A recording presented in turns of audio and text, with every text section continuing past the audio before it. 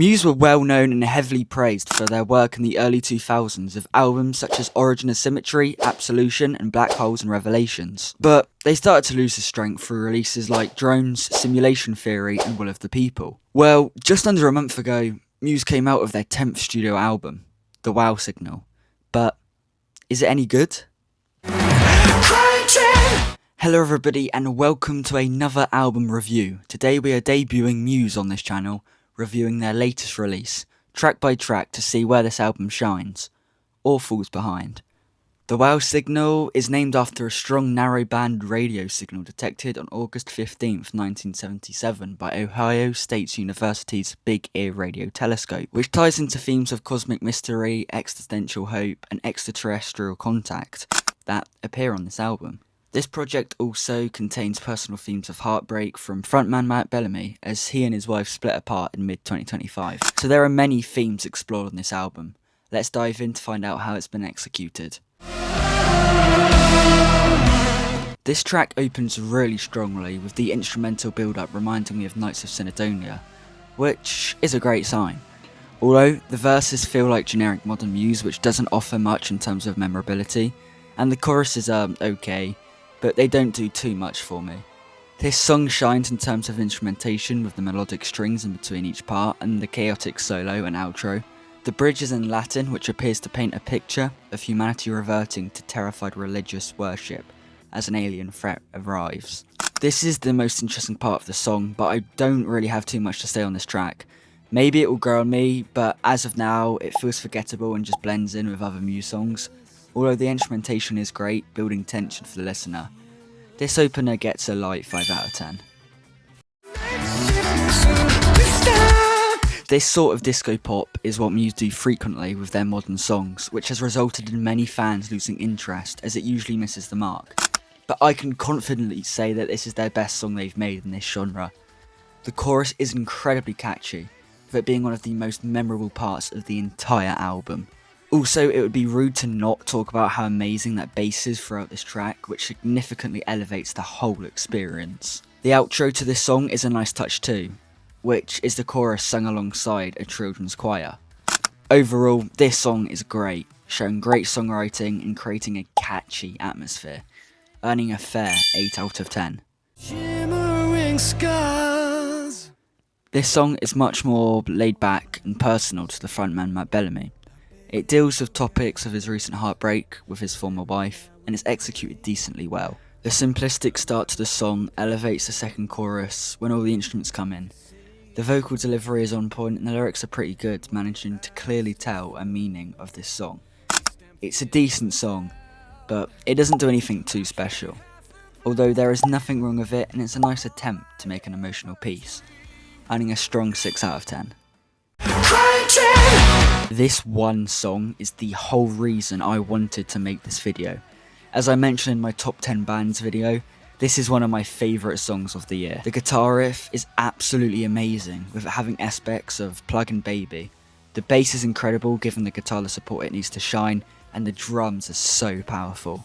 I love every part to this song. The lyrics are great, with themes of Matt Bellamy's heartbreak taking front stage again, but this time done much stronger due to the power of this song. I love the bridge, which acts as a break, laying back the instruments before they power back their way through. The instrumental section is great too, with it being the heaviest Muse has been in years. This song is a perfect return to form, whilst including elements of modern Muse with it. Again, this is one of my favourite songs of the year so far, as the instrumentation is perfect for Muse, earning a very well deserved 10 out of 10. This was the second single for this album, and it was one that came with the announcement for this project, and I saw a lot of discussion online about disappointment and confusion, as it didn't hit the mark when it came out. I must admit, I was on the same page, as I kept listening to it on repeat and nothing necessarily jumped out at me or stuck with me. Luckily, over time it has grown on me, but only the second half of the song is worth shouting about. It starts slow but builds with great instrumentation and finishing with an excellent solo. Something I found out on Genius while researching this song for the script is this song can be split into 3 parts of 72 seconds each, in analogy with the real life Wow Signal, which was in 3 parts, for a total 72 seconds, which now that I know that, gives the song much more impact. If you asked me to give this song a score a few months ago, I'd probably give it a generous 4 out of 10, but it has significantly gone up over time, reaching a light 7 out of 10. I think the moral of the story is to deep dive into songs you can't connect with, as that will make the song stick out much more.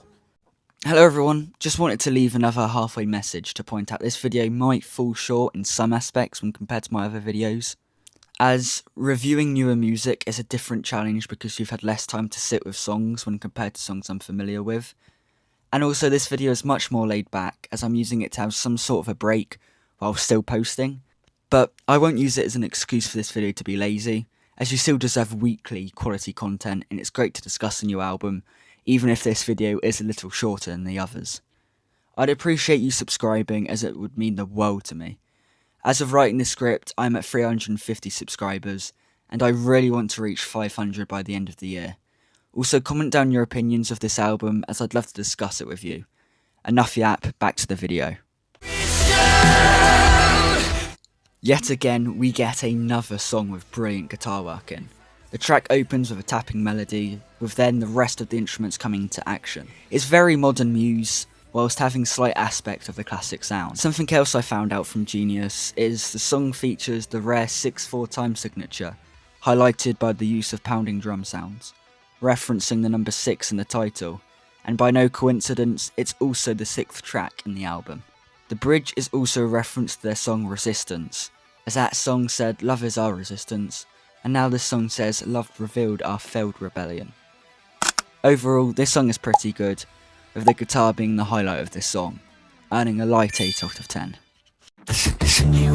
This song transitions seamlessly from the last track, and I love when albums have songs that pair together well, as it makes the listening experience feel much more cohesive. This song talks about the intimate sides of a relationship. This relationship is failing, and it seems the only thing going for it are those intimate moments. The song talks about the ideas of doing it, but it also argues with itself, stating it shouldn't be like this and it's not worth it, which is again a song about Matt's heartbreak, as it tells it in a great way. Aside from the lyrics, the only standout part of the instrumentation is the guitar riff, but then again, it's nothing amazing. I think it's fair to give this song a light 7 out of 10. This was the first single released for this album, all the way back in June last year, so we've had a lot of time with this song. I remember when it came out and I was over the moon about how heavy it sounded. What I also loved about it is how I could never compare it to any other Muse song, so it stuck out significantly. I also really enjoyed the Ghost Town version they released shortly after, turning this song into a lovely acoustic ballad. My only complaint is, in my mind it feels separate from the album as it came out so long ago, way before the album was even announced. But then again, that's simply due to the fact I'm used to it being its own single. I can guarantee that small pointless complaint I have will go away in a few weeks. This song is a great showcase of modern Muse, as it's completely different to anything they've put out, but it works really well, earning this song a strong 8 out of 10.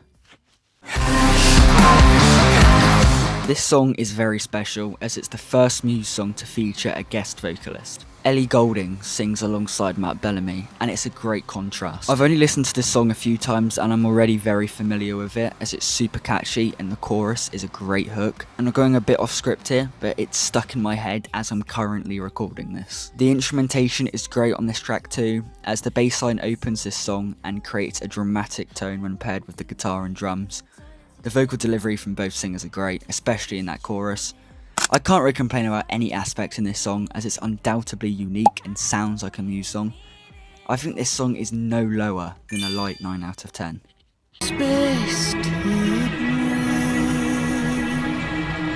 For an album as dramatic as the Wow Signal, I expected a powerful closer, and I'd be lying if I say I wasn't slightly disappointed. The main drawback from this song is it doesn't come across as interesting and blends in with other slow Muse tracks. Don't get me wrong, it's not bad. There are some clever callbacks to Hush and Cryogen in the lyrics, with lines such as take a breath and hush and when her heart ice is over. Also, in the short ambience after the first chorus includes a sample from the real life Wow Signal. The last chorus is definitely the best bit of the song, with Matt's vocals reaching its best, but that's the only interesting part of the song. This song isn't really for me as I find it more boring than emotional, and it's simply just a mediocre track, which is why I'm giving it a fair 5 out of 10. In the grand scheme of things, The Wow Signal is a great album, with a few tracks I can see being fan favourites and classic over the next few years. The biggest disappointment for me is both the opener and the closer are the weakest on this album, which really sets back the album from reaching its full potential due to the lack of impact the tracks have for me. For context, this is each track ranked worst to best, in my opinion. 10. Space Debris, 5 out of 10. 9. The Dark Forest, 5 out of 10. 8. Shimmering Scars, 6 out of 10. 7. The Sickness in You and I, 7 out of 10. 6.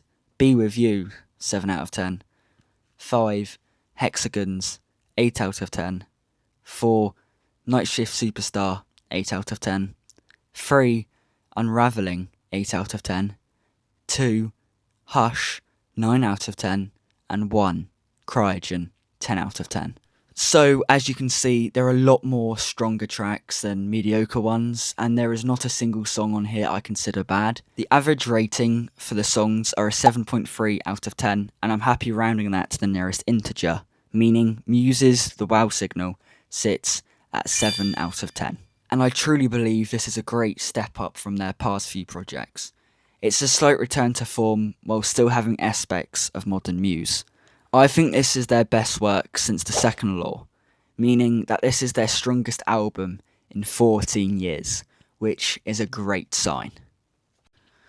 Well guys, that is another video done. Thank you so much for watching this one.